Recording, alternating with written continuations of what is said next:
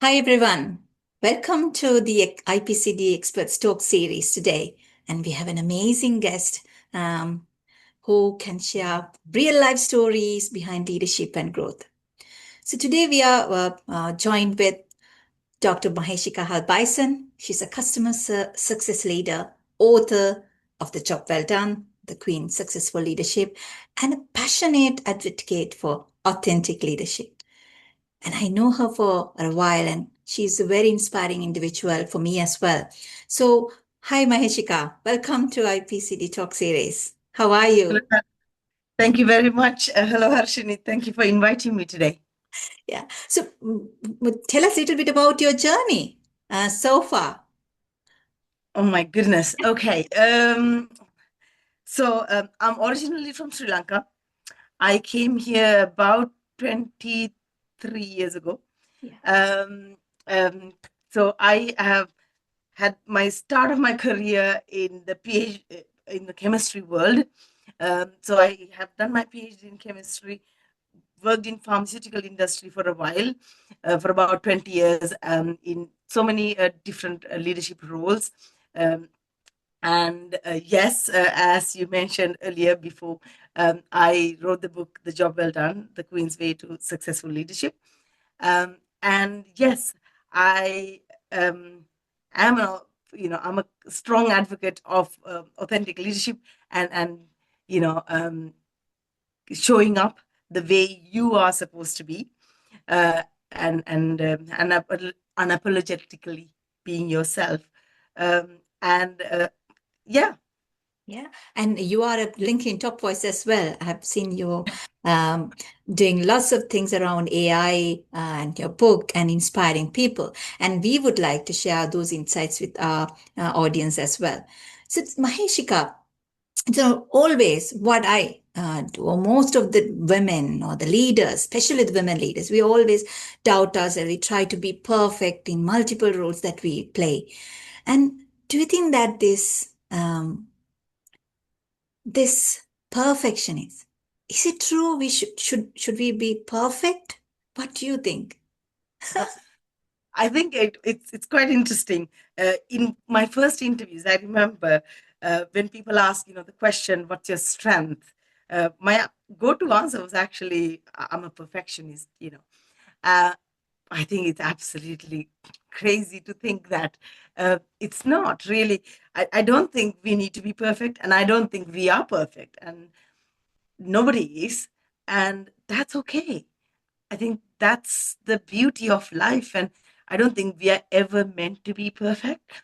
I think we are meant to be present and recognize the environment, what we are supposed to do in that moment, but not necessarily to be perfect, I don't think. Yeah, I believe that. So but it's really difficult sometimes when we are a leader, coming in front of an audience, maybe thousands of eyes are on us, and we are trying to be perfect in all times. But especially as women leaders, when you are looking at your queen successful leadership and you studied lots of things about queens, and it's an amazing book. What made you to study about queen and her leadership? Okay. So, I mean, it started as a very personal question. When Her Majesty Queen Elizabeth II passed away, I couldn't believe the kind of environment that the situation created in the UK, especially. I have friends who had never met the Queen in person, but who queued for 24, sometimes 48 hours to pay 2 minutes respect in front of a closed coffin. So that shows the kind of reputation, the kind of space that people had in their hearts for Her Majesty. So when I saw it back, a few years ago now, um, I couldn't understand it, and I wanted to understand how did one person create that kind of environment? Because you see, like I know, Her Majesty's funeral was planned way before, it happened, obviously. that people could plan all the logistics around it, but I don't think anybody could have ever anticipated how the people would react. And that was what's fascinated and also made me really curious to understand Her Majesty's work.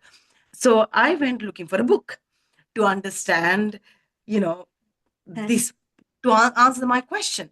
And to my surprise, there was no any leadership book. There were so many stories around Her Majesty's life, and you name it, there were stories and there's documentaries, everything around it. However, there was not a single book or a documentary that documented the leadership aspects, looking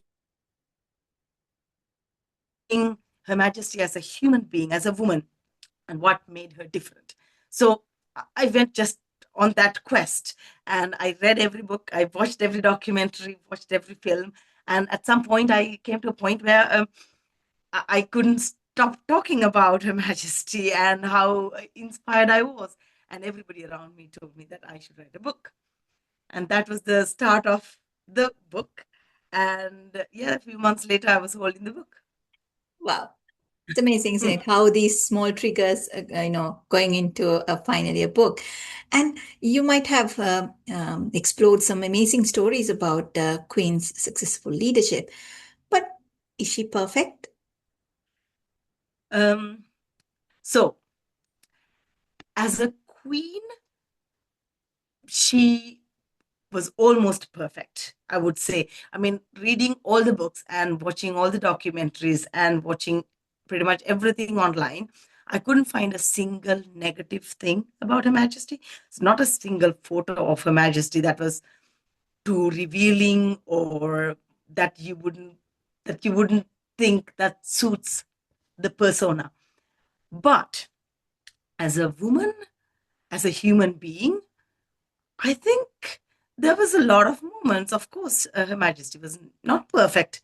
I mean, I'm sure, looking at the situation from, you know, her, she had a role as a mother, a sister, a cousin, and all those relationships. I'm sure there was a lot of relationships that suffered because Her Majesty's focus purely was on being the perfect queen. So, of course, I think she was perfect, almost um, being the queen. Of course,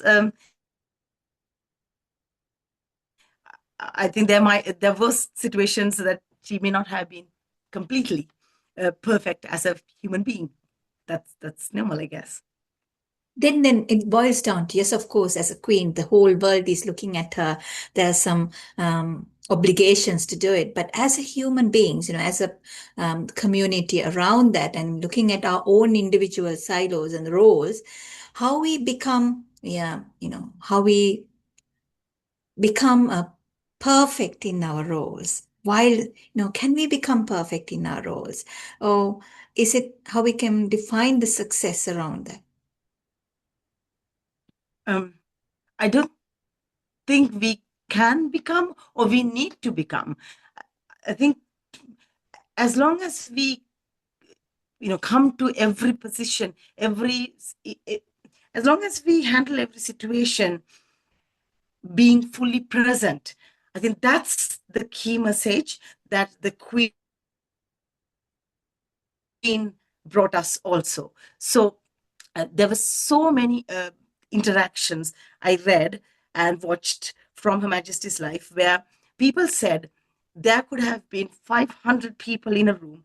And if Her Majesty was talking to one person, that one person felt like they're the only one that was in that room. They're the only one that mattered. They had all eyes on them, as in the Queen was talking to them fully and present, no one else.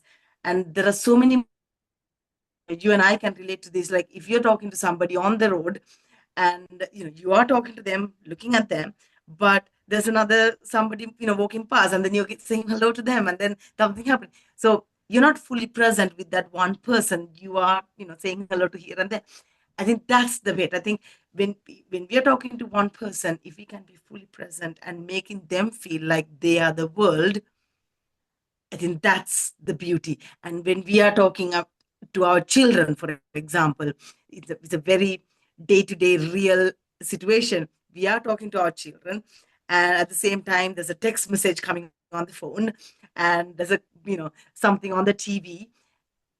Are we 100% fully with the child, talking to them, listening to them? Maybe not. Maybe 50%, in that interaction, 25% on the text on the phone, and the 25% with another person.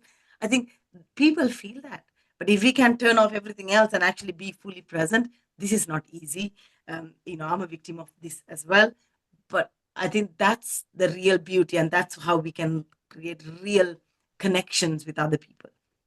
That's powerful, isn't it? We are trying to do so many complicated things to become perfect, but simple things like this can change the whole thing. Even if you are talking to one of our colleagues at work, or maybe a supporting, maybe if you be present and be open and more authentic in what we are saying, and the life going to be much easier, isn't it? So I would like to hear more stories from Queens. Can you draw some examples that, blow your mind about Queen's successful leadership? Um, Um, Being present. So, um,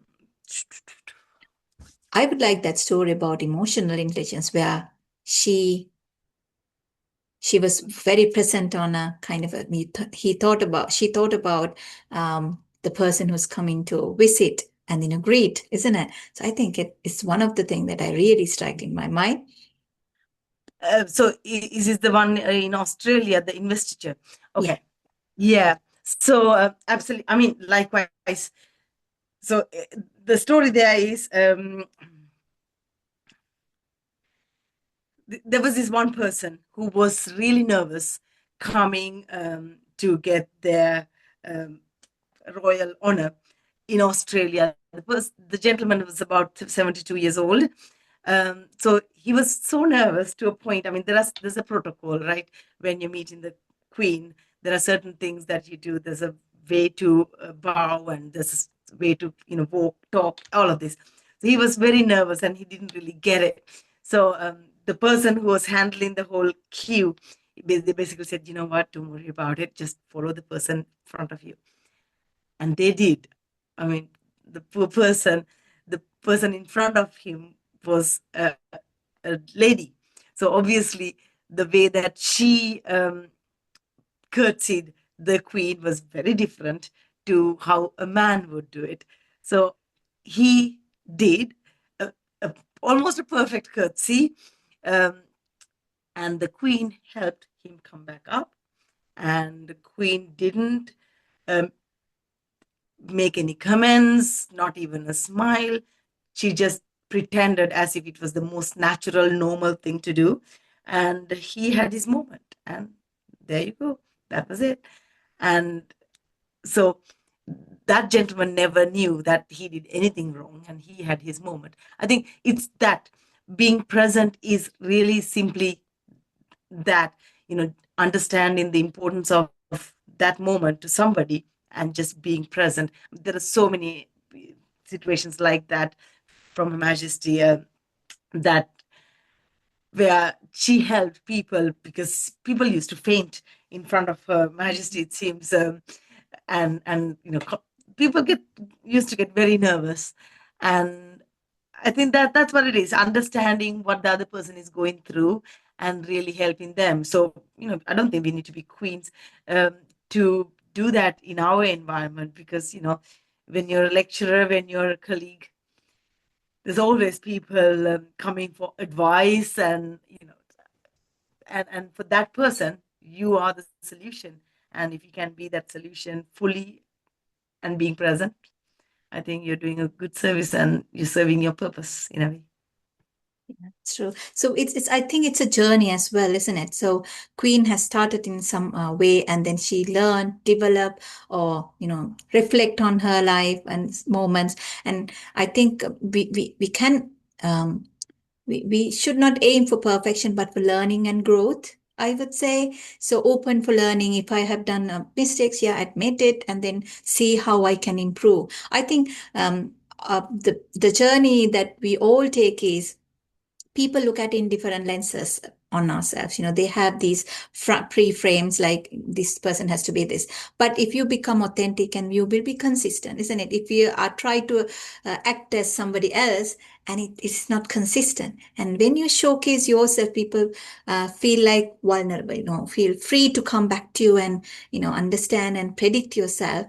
And I think it's something I take away from your session as well. So just at that moment, presenting and be yourself and be empathetic on people, think about how other people would think, they feel in this moment and make the best out of that moment with those relationships, isn't it? Yeah. Absolutely. And there is one thing that the Queen apparently was very good at. So whenever Her Majesty wasn't sure exactly what to do, she would ask her personal advisor, what would the Queen do in this Yeah. situation? So she detached herself completely from that situation. So the personal advisor could authentically answer that question. What should the Queen do? What would the Queen do? So she wasn't asking, what should I do? And I think that question, it was not once, I think it came up in so many situations every day. So she would listen to other people around her. So she didn't pretend that she knew it all. She didn't. Oh, that is so powerful. For me, Maheshika, how I apply is like I'm being a lecturer or a trainer that wearing that hat. At that moment, if I am a trainer, what would I do? If I'm a lecturer in this position, what will I do? And it's not the same thing that if I do as a mother or a friend. So being on that position, on that role, wearing that hat and taking the right decision is really powerful, isn't it? So yeah, understanding that, that is a good analogy. Thank you so much for sharing that. Yeah. Then how, if somebody wants to ask from Queen, if I'm having a problem, what if Queen had this problem, what will she do? Like you said, is there any way that we can find out? Uh, Actually, yes. So I created an AI agent and trained with a lot of data um, to act like Her Majesty.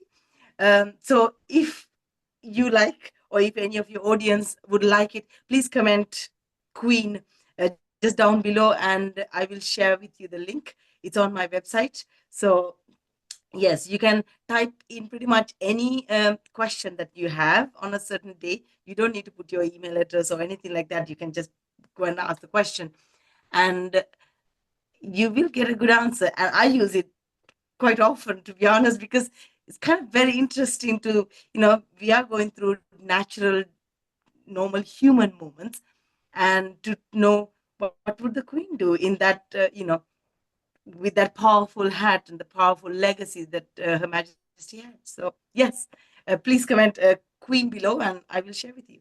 Yeah, that's powerful because as a customer success leader, and when a customer comes to you and asks questions, so that's what we bring to our expertise, isn't it? So each and every individual of us, we have our experience, we are reflections in our life. That's how we give those advices to individuals to build their life. So it's a very interesting and very useful tool that you build. So with all this knowledge that you got, so how would Queen would address to this problem? Yeah, it's always good to have different perspectives to think about our decisions in different stages, isn't it? Thank you so much, Maheshika, for coming to our expert stories. I'd love to have more stories and more discussion around that. Feel free, everybody, to connect with Maheshika Halbeisen and look at her book, connect with her LinkedIn, Facebook, Instagram. She's there, and she's a person to follow and inspire with. And I do it too. So I believe that you can get more inspirations down the line and share with others as well. Think about, always reflect on your life and think about you don't have to be perfect. embrace your self-worth, live in the moment, and the life is very simple if you take in that way. 100%. Final takeaways. Is there any, Um, Maheshika? yeah, so I think the main thing is we don't have to be perfect. We just have to be present. Your confidence, the journey, the the the tone, how you come across, your uh, voice, that's yours to keep. And just, you don't need to change. You don't need to be somebody else. Just be yourself. And just carry on, just being yourself. And you don't have to think for those perfect moments. And your story, your background is your credibility. And give your permission to just give self permission to um, give yourself permission to take small breaks sometimes and be authentically yourself. I think that's what I can say. That's how we can enjoy our life, isn't it? Yes, I think so. I mean, don't take life too seriously. I think Yes. that's the message, just, yeah, people like the real you, and you're meant to be your real you, your real self, and that's okay. Let's Yeah. be us always, isn't it? Absolutely. And the key takeaway from my book is, yes, that, as well as, regardless of the position, you see, like, everybody in the society has a role. It can be that you yourself has a job at a certain company. You can be an entrepreneur, or you can be an artist. You can be a mother, a father, a child, a brother, sister. There are certain roles. I think it depends on how you take the role. It's not about the job description that you get, but it's about how you embrace that role. So you have the power to make that your own, and that's your signature, and that's what you live up to. So it doesn't matter, how the perfect mother should be like. It's not about that. It's about how you, the mother, are going to be. So as long as you're happy with that, I think you can live with that in the future. Because at the end of the day, in 10 years, 20 years, 50 years down the line, as long as you have lived yourself the way you want it, you have only yourself to be blaming, at least. So, Yeah. yeah. That's so powerful. Thank you so much for those insights shared. And everybody, keep connecting with the IPCD and Maheshika Halbeisen, and read her book, and then inspire and live your life with the real value that you see in yourself, and embrace that uniqueness. And you are great, more than who you are, isn't it? So your worth, you don't identify that for the world. You are so precious. So be who you are and embrace your worth. Right. So well done, and keep inspiring and connecting with us. We will connect with more expert talks coming forward. Thank you so much. Thank you, Harshini. Thank you.